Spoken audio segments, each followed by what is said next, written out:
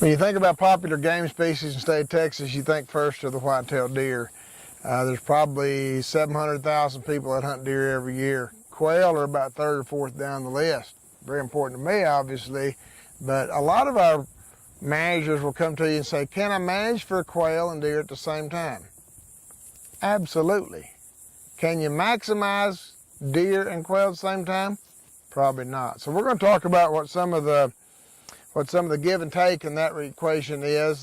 Today joining us is Barrett Kennecke. Barrett is a biologist for Texas Parks and Wildlife Department located here in Fisher County. He worked for several years with us out here at the Quail Research Ranch, so he knows his quail too. And he and I are going to just visit about some of the issues, if you will, if you're trying to maximize both quail and deer. So welcome, Barrett. If a person's wanting to have really good deer country, what's he looking at? Well, thank you, Dr. Rollins.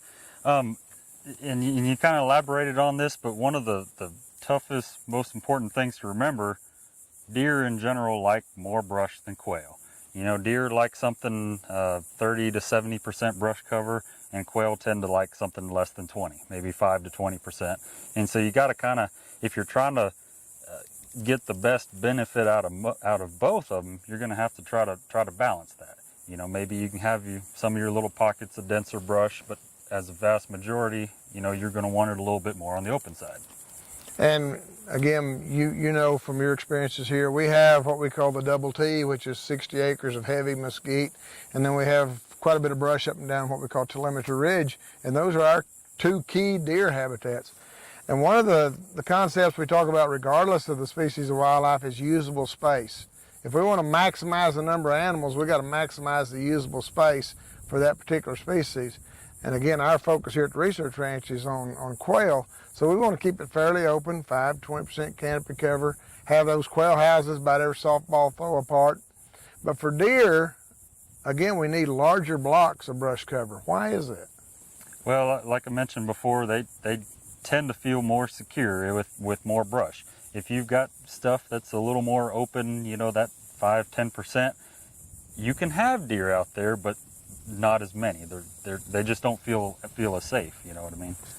And certainly, again, we're pretty open here on the western half of this place, and we'll see deer occasionally.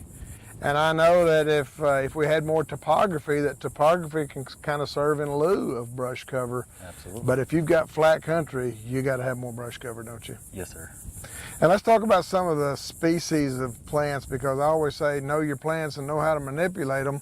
And for quail, we're talking about lote bush and sand plum and little blue stem, these kind of things.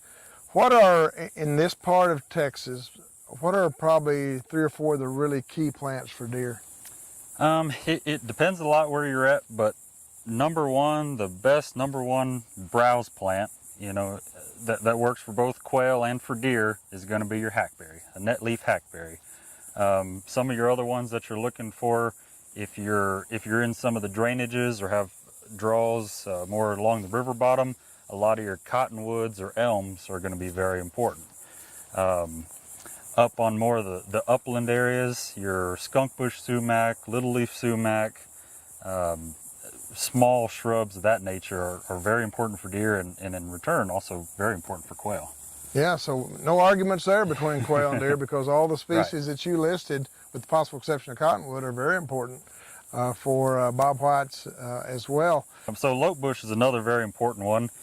I'm sure you guys realize how important it is for quail. Produces mast on their berries, fruit, and it's kind of that inverted triangle, provides cover, but it's also very important for deer. Now, just as it is by itself growing, older growth, it's not very attractive. But if you go in there with a management, maybe shred it down or cut some of that, all of a sudden it becomes very good for them. You know, that nice fresh growth, they'll hammer that stuff. And again, another common thing that works to the favor of really all wildlife is prescribed burning.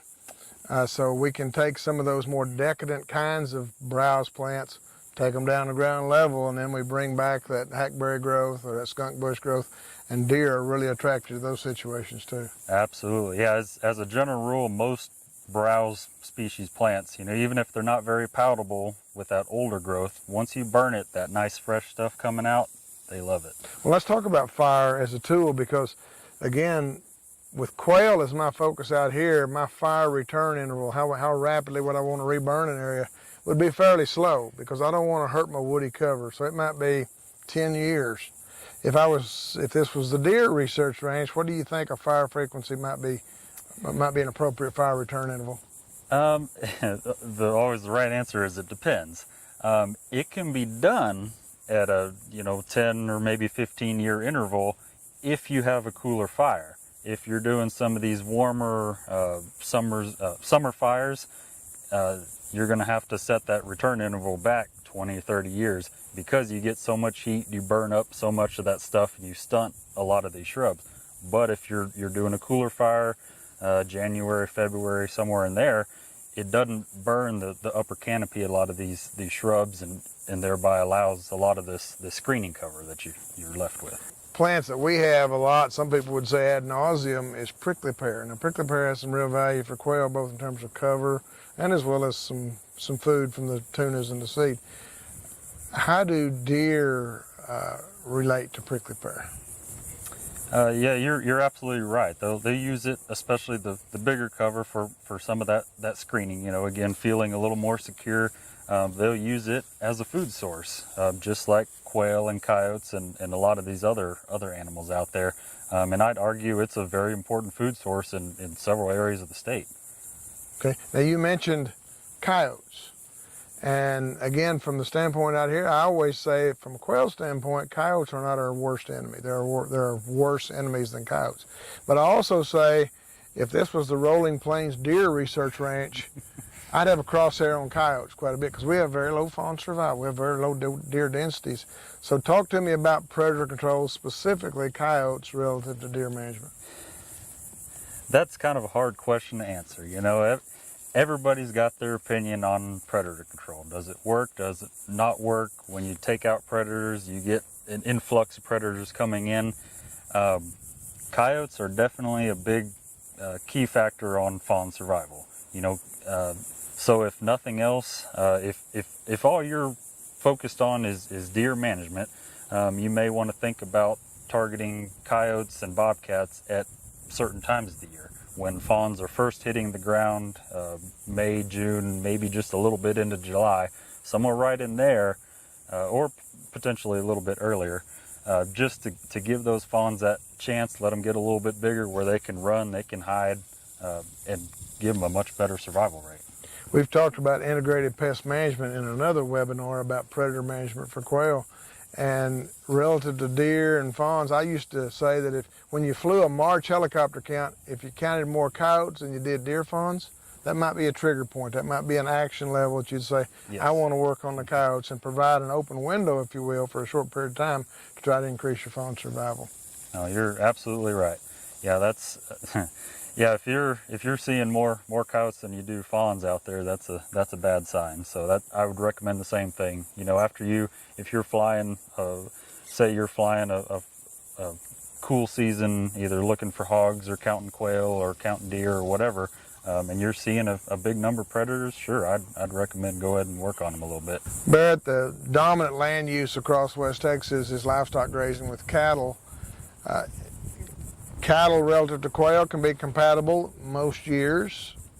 How compatible is grazing with deer?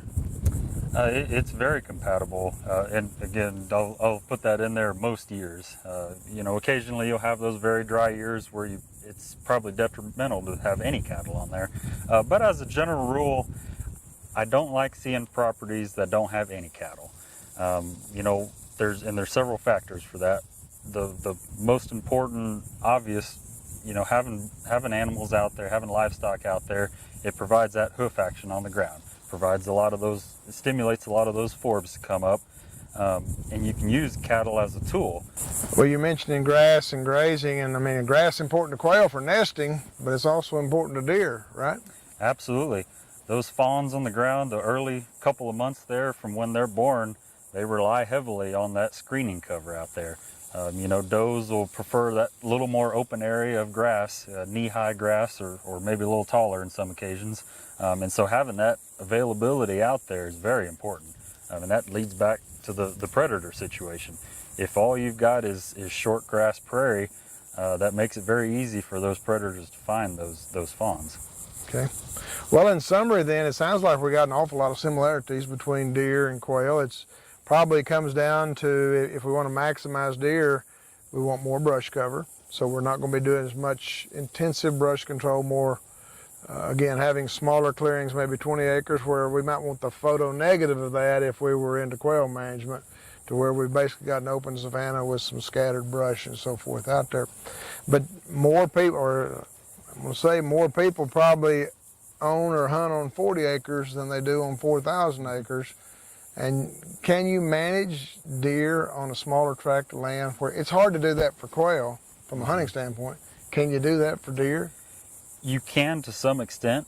Now, if you've got 40 acres in the middle of agriculture, it's probably not as easy to do. It depends on a lot of what your landscape, what you're working with there. But yeah, certainly you can do that. You just can't do it on as big of a scale as what you normally would. You know, so if you've got your 20 acre clearings, you may not want to go that big. You may want to leave them a little bit smaller. You know, maybe 5 or 10 acres, or kind of, you know, look at what you've got and work with it. Okay, and of course we haven't even talked about the landowner's goals, but obviously that's critical. Absolutely. For whether they're working with me or you or whoever. We want to know what's more important to you: deer, quail, cattle, whatever, and then try to design a management plan that accommodates that. So again, there's a lot of similarities between deer and quail. There are a couple of key differences. Something we didn't really talk about though is, in deer management, you're often going beyond the habitat level to the next level, population management. So that's where you're talking about buck-doe ratios and age, structure of the deer herd and that kind of thing. We don't do that in quail management. Once you get that quail 6 months of age, well, that's about as old as we care if it gets, kind of thing. So I just want to end this by reminding Barrett and others of you that every quail is a trophy.